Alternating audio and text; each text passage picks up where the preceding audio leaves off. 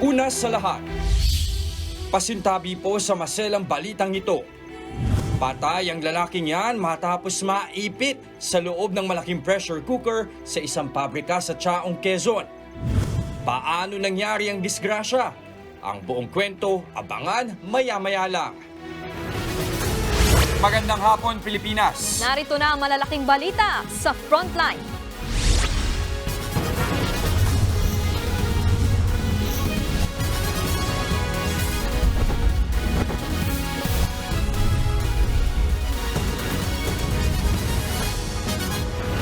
Sa pulsa video, ang dalawang lalaking nagnanakaw ng mga kable sa Quezon City.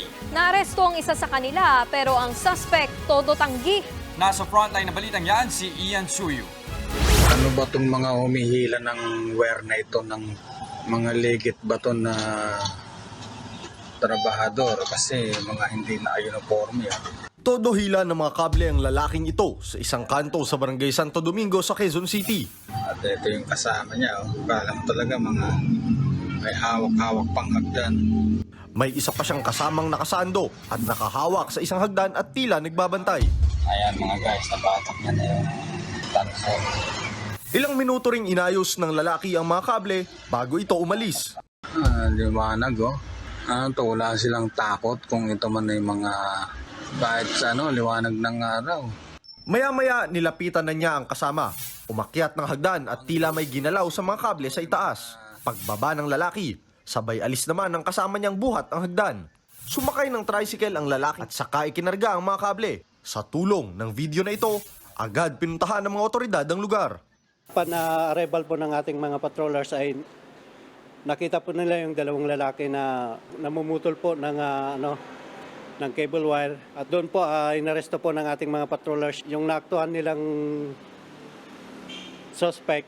Agad nahuli ang isa sa mga suspect na si Fernando Villanueva, 57 taong gulang. Na-recover ang mga kableng ninakaw nila na aabot sa 10,000 piso ang halaga. Nakumpiska rin ang lagari at tricycle na ginamit sa pagnanakaw.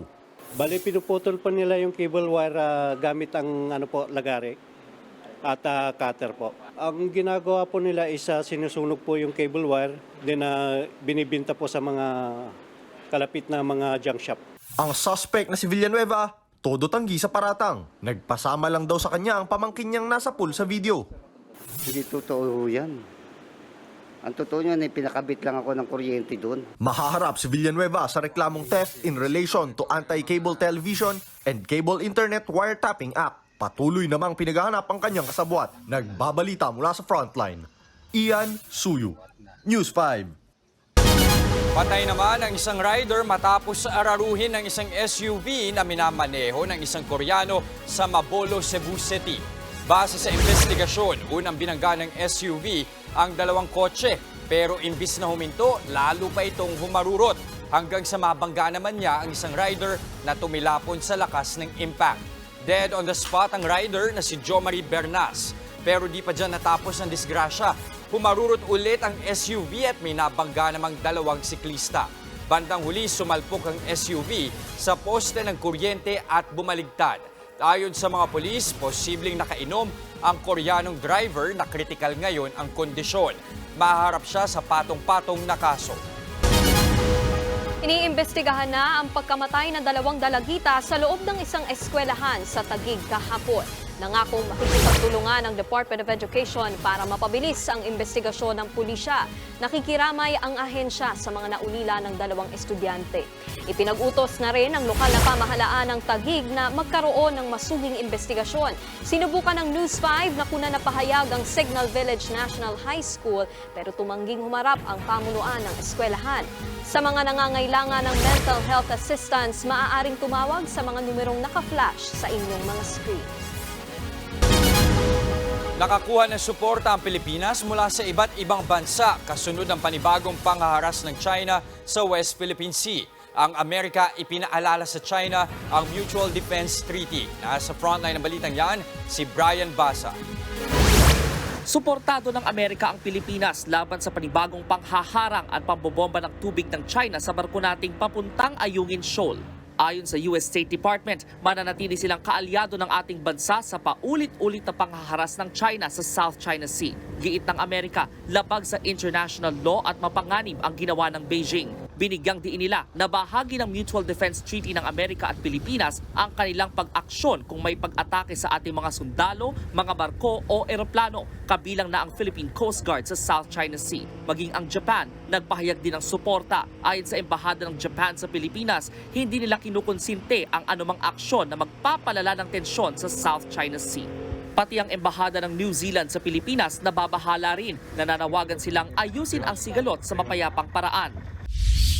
Nauna na ring nanawagan sa China ang mga ambassador ng Australia, United Kingdom at Germany na irespeto ang United Nations Convention on the Law of the Sea o UNCLOS at ang arbitral ruling na pumabor sa Pilipinas. Biyernes nang muling harangin ng Chinese militia vessels ang mga barko ng Pilipinas na magdadala ng supply sa BRP Sierra Madre sa Ayungin Shoal.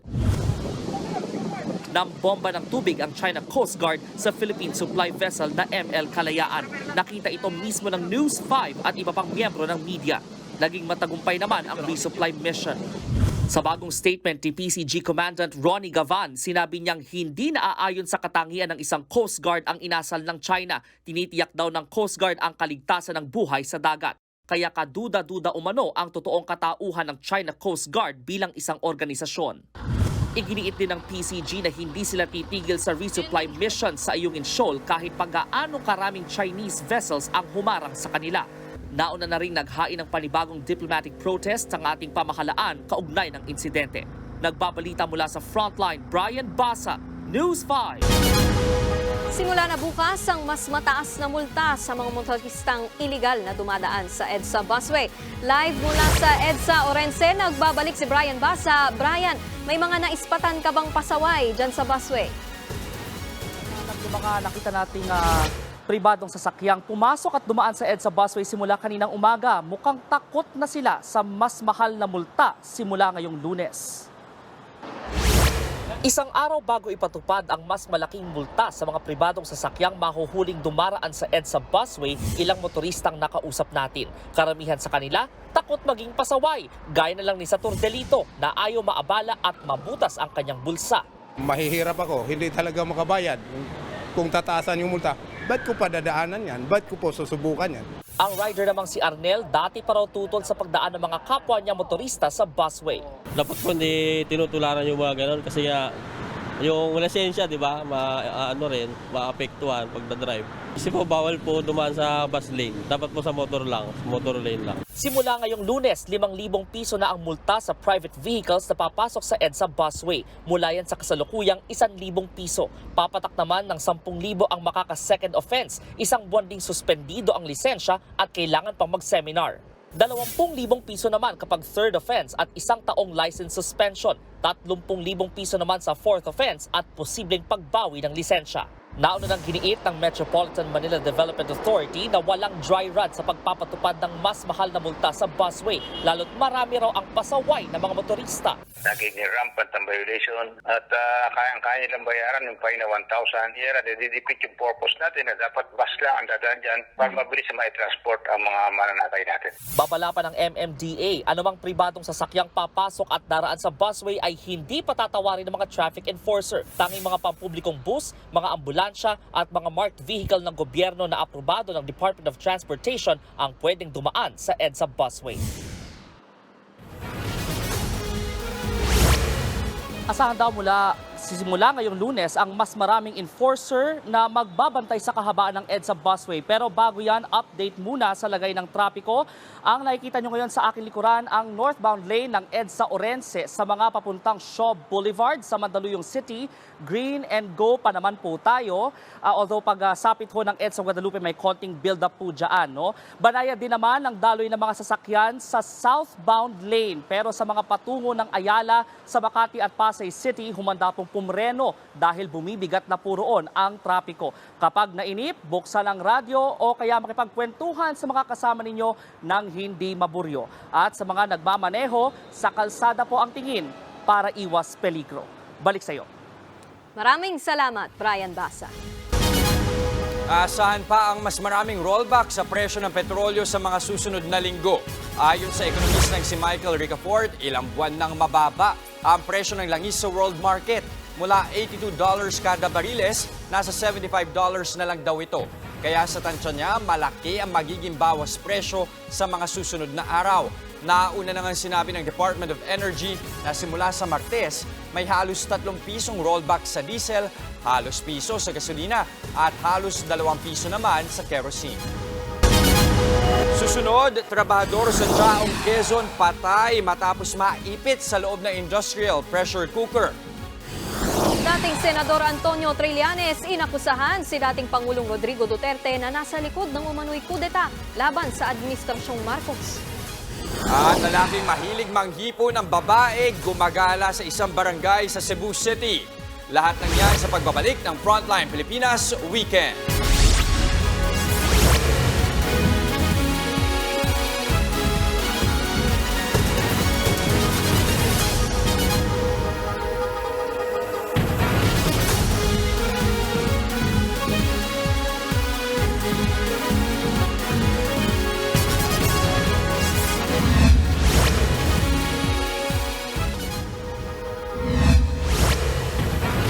Nasabat ang higit 20 milyong pisong halaga ng shabu mula sa 3 suspect sa Iloilo City.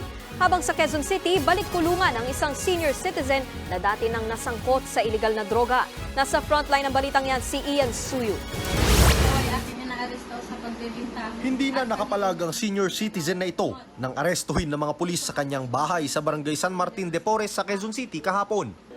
Ayon sa mga otoridad, kasama sa drug watch list ng barangay, ang 63 taong gulang na nakilala lang bilang alias Ching.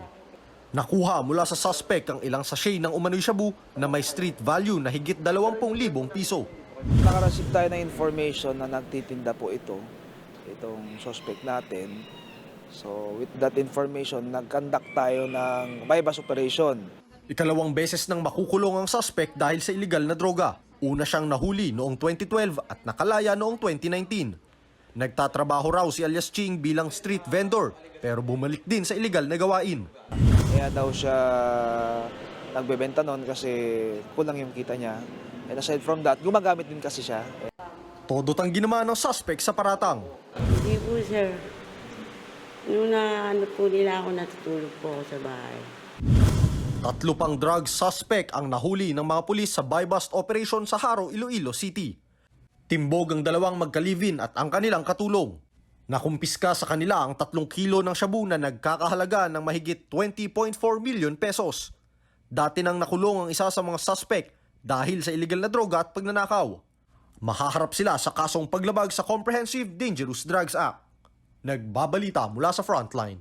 Ian Suyu, News 5. Darating na mamayang gabi galing Egypt ang 41 Pilipinong inilikas mula sa Gaza Strip. Samantala, mahigit 12,300 na ang namamatay sa gera ng Israel at Hamas. Nasa frontline ng balitang yan si Rainiel Pawid. Wala pa ring tigil ang opensiba ng Israel sa Gaza Strip. Gamit ang mga tangke, pinasabog ng Israeli forces ang mga infrastruktura ng Hamas. Hindi naman nagpatalo ang grupong Hamas. Kuha sa videong ito kung paano naman nila tinarget at pinasabog ang mga military vehicle ng Israel. Wala ring patid ang mga airstrike. Umabot na nga ito sa syudad ng Rafah kung saan ilang residente ang nasawi matapos matabunan ng mga gumuhong gusali. Sa huling tala ng mga otoridad, nasa 12,300 na ang patay sa nagpapatuloy na gyera. Dahil sa mas lumalalang sitwasyon, doble kayod ang pamahalaan ng Pilipinas para mapauwi ang ating mga kababayan. Katunayan, pasado alas 10 mamayang gabi inaasang darating ang ikatlong repatriation flight galing Egypt. Sakay nito ang 41 Pilipino at 7 Palestinian na asawa ng ilang Pinoy na ligtas na nakatawid sa Rafah crossing. Biyaheng Egypt naman si DFA Undersecretary Eduardo De Vega para magpasalamat sa Egyptian government. Naging prioridad kasi ang mga Pilipino sa pagpapatawid sa Rafah crossing. Sa 137 Pilipino sa Gaza, 78 na ang nakalikas at nakatawid sa Egypt. Ngayong linggo, inaasahang makatatawid na rin ang 16 na iba pa. If the 16 cross today, or even tomorrow, that's 114 in total na tumawid. And that means 23 na titira. One of them is a nun who cannot, hindi niya kusang loob lumabas. I mean, depende yan sa Missionaries of Charity yung order niya. Yung 22 others, 22, talaga mananatili daw, no matter what. Kagabi, balik Pinas na rin ang 13 Pinoy mula sa Lebanon kung saan nagpapatuloy ang tensyon sa pagitan ng Israeli forces at grupong Hezbollah. Sa datos ng OWA, umabot na sa 144 na Pilipino sa Lebanon ang humingi ng tulong upang makauwi sa Pilipinas. Sa ngayon, pinaghahanap pa rin ang 2 OFW sa Israel na nawawala simula ng sumiklab ang gyera noong nakaraang buwan. Wala pa eh. Wala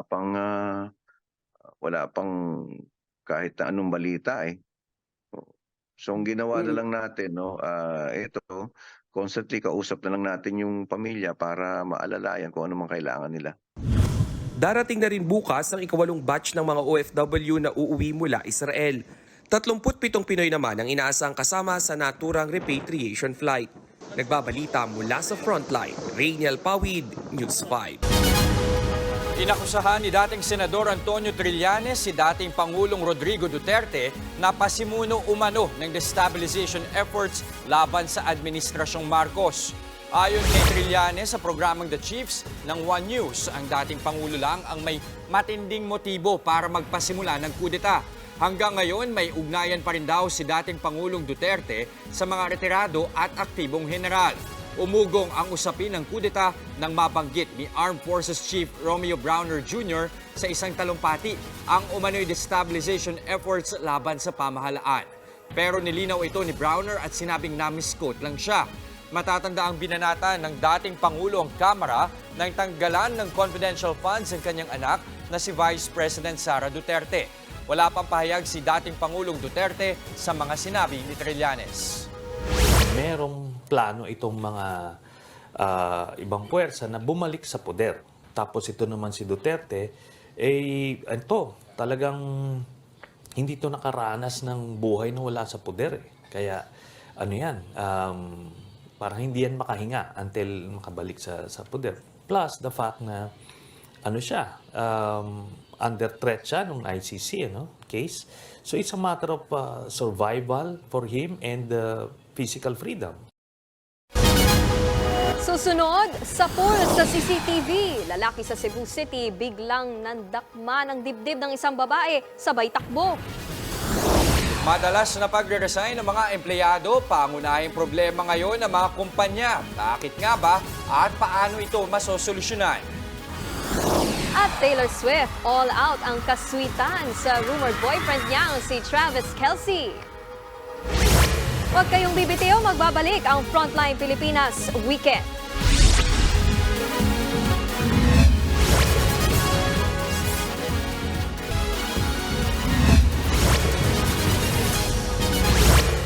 Pinag-iingat ng mga pulis sa mga residente sa isang barangay sa Cebu City dahil sa pag-alagalang lalaki na mahilig manggipo ng mga babae.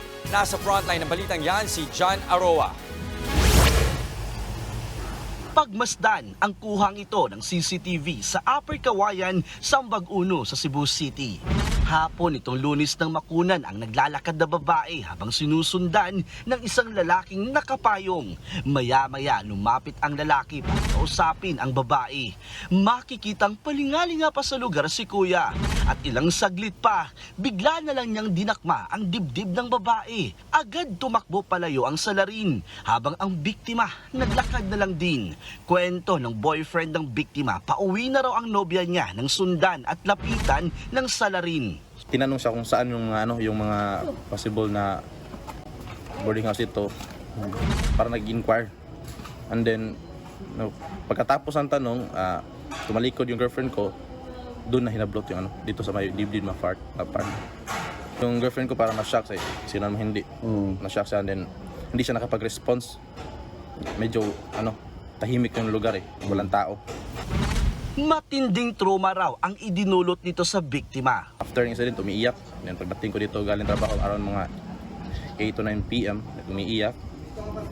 And then until now, natakot siya na lumabas.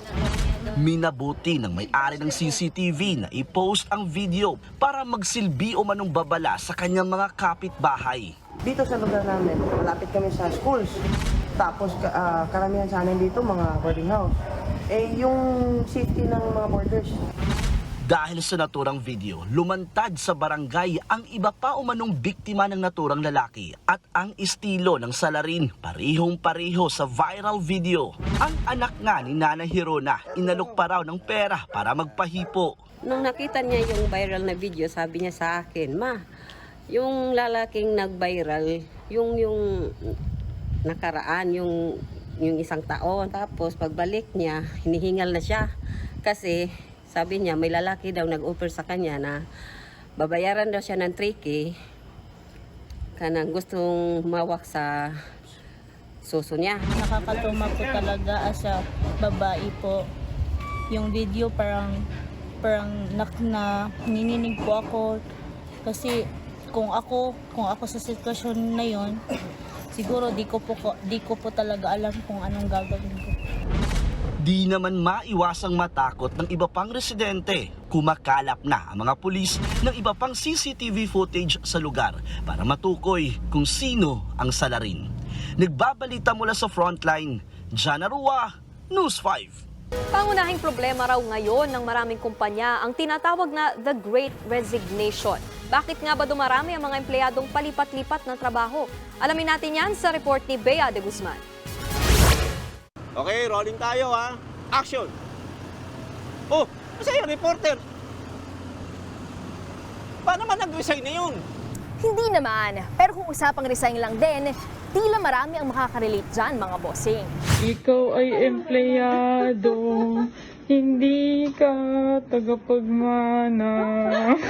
Kung hindi maibigay sa'yo ngayon, hanapin sa ibang kumpanya. Resign na kayo.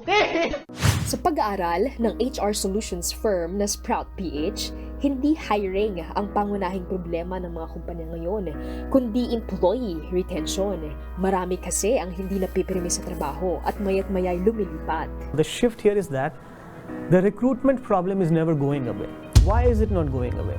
No matter how great you are at hiring people and bringing them in, if you don't take care of them once they are in, what's going to happen? They're going to leave, right, sooner or later. 2021 ang sinasabing panahon ng The Great Resignation. At hanggang ngayon, nagpapatuloy pa rin ang trend na ito. Para sa career coach na si Jonathan Yabot, posibleng dulot ito ng digital revolution at work-from-home setup noong pandemya. So every time I go online, makikita ko, uy, yung kaibigan ko, ito ang binigay ng kanyang employer. You get to compare. Sana all. Pag bata ka at meron ka pang opportunity na lumipat sa iba't ibang kumpanya, ang tendency mo is, syempre, collect and select.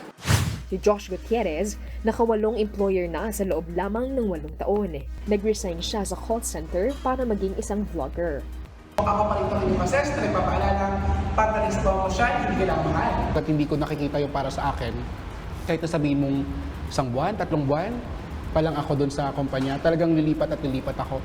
Nung time na lilipat ako sa vlogging, eto na, dito na pumasok yung talagang masasabi kong bonus ng buhay ko. Bakit? Natapatan niya yung, sabihin na natin, 1 buwan na sahod ko bilang isang empleyado sa loob lamang ng 3 araw hanggang 1 linggo. Maraming empleyado rin ang nasanay na sa work-from-home setup, tulad ni Martin de la Cruz. Beneficial since nakakatipid din sa everyday na expenses. Kaya naman ang ilang kumpanya, kanya-kanyang gimmick para gawing fun and engaging ang work environment. Marami kami mga katrabaho at partners na BPO companies at sa kanilang kumpanya talagang pampered ang mga empleyado, no? At sila laging may kape or may libreng tulugan. Tumataas ang standards. At sa mga balak namang mag-resign, think twice dahil magastos din ang mawalan ng trabaho. Trabaho tayo mga bossing. Let's go! Anong next story? Babalita mula sa Frontline. Bea de Guzman, News 5.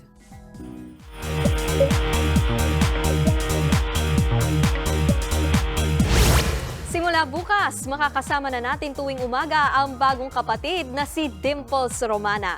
Nagsama-sama naman sa isang music festival ang malalaking pangalan sa OPM. Nasa frontline ng balitang yan, si MJ Magpori. Best of OPM, Yan ang unforgettable experience sa mga dumalo kahapon sa Fusion, the Philippine Music Festival sa CCP Ground sa Pasay. Tampok dyan ang mga mahuhusay na OPM artists, gaya na Bamboo, KZ Tandingan, Morissette, Ben and Ben, Block 9, SB19, Hey June at marami pang iba. Iba't ibang musical style and genre ang tampok sa concert. Sobrang surreal ng feeling. Sobrang grateful kami sa opportunity and it's exciting to see many great artists and listen to different genres as well. Bago ang concert proper, nagkaroon pa ng Battle of the Bands para sa mga kabataan. Matapos ma-enjoy ang weekend, i-extend na yan sa pagtutok sa Kapatid Network. Lalo na tuwing umaga, may bago na tayong makakasama. Walang iba, kundi ang ating newest kapatid na si Dimples Romana. Panoorin ang special 2-hour episode ng Good Morning Kapatid bukas, kasabay ng birthday celebration ni Dimples. Simula alas 9 ng umaga, dito lang sa TV5. May isa pang pasabog ang Kapatid Network. Sa Biyernes, feel na ang Paskong Kapatid with TV5's Christmas Station ID. Markahan ang kalendaryo sa November 17, 12 noon para makita mga paboritong Kapatid stars. Bago yan, ilalabas na rin ang lyric video na feel ang Paskong Kapatid sa Facebook at YouTube sa November 15. Nagbabalita mula sa Frontline, MJ Marfori, News 5. Susunod, PayPal anunsyo ng Vatican na pawaw sa Belenissimo sa Tarlac. Taylor Swift at rumored boyfriend niyang si Travis Kelce nag-kiss sa harap ng fans. Tuloy-tuloy ang balitaan sa Frontline Pilipinas Weekend.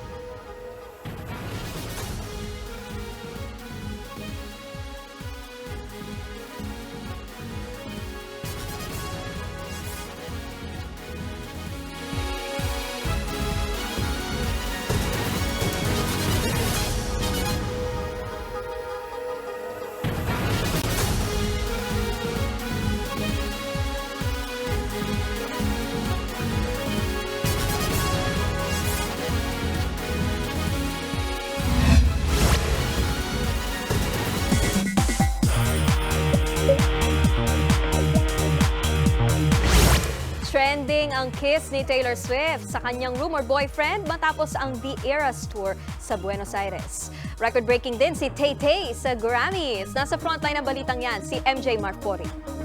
Love is in the air. After the sold-out The Eras concert ni Taylor Swift sa Buenos Aires kagabi, tumakbo agad ang superstar sa rumored boyfriend niyang si Travis Kelce. At bigla niya itong kinis. Kilig to the max naman ang audience sa sweetness ng dalawa. Syempre, agad din nag-trending online with hashtag Tavis. Bago niyan, Kitang-kita ang kilig ni Travis nang baguhin ni Taylor ang isang lyrics ng kantang Karma para sa football star. Speaking of Taylor, may na-break na naman siyang record. Siya ang pinakaunang singer na may pinakamaraming nominations sa Song of the Year category sa kasaysayan ng Grammys. Ngayong taon, 6 nominasyon na nakuha ni Tay-Tay sa iba't ibang kategorya. 3 dyan para sa hit song niyang Anti-Hero. Natanggap ng music superstar ang nominations sa gitna ng kanyang The Eras World Tour. 12 Grammy Awards na ang hawak ngayon ni Taylor. Pinakamarami namang nominations this year sa Grammys, si Kill Bill singer and songwriter SZA na nakakuha ng 9 nods. 6 nods naman na nakuha ng Philam singer na si Olivia Rodrigo. Sa kanyang IG post, honored daw si Olivia sa 6 na nominations ng Recording Academy. Hindi raw sapat ang salitang grateful. Bigo namang makapasok sa Grammy nominees ang P-pop supergroup na SB19. Gaganapin ang 66th Grammy Awards sa February 4, 2024 sa Los Angeles, California. Nagbabalita mula sa Frontline, MJ Marfori, News 5.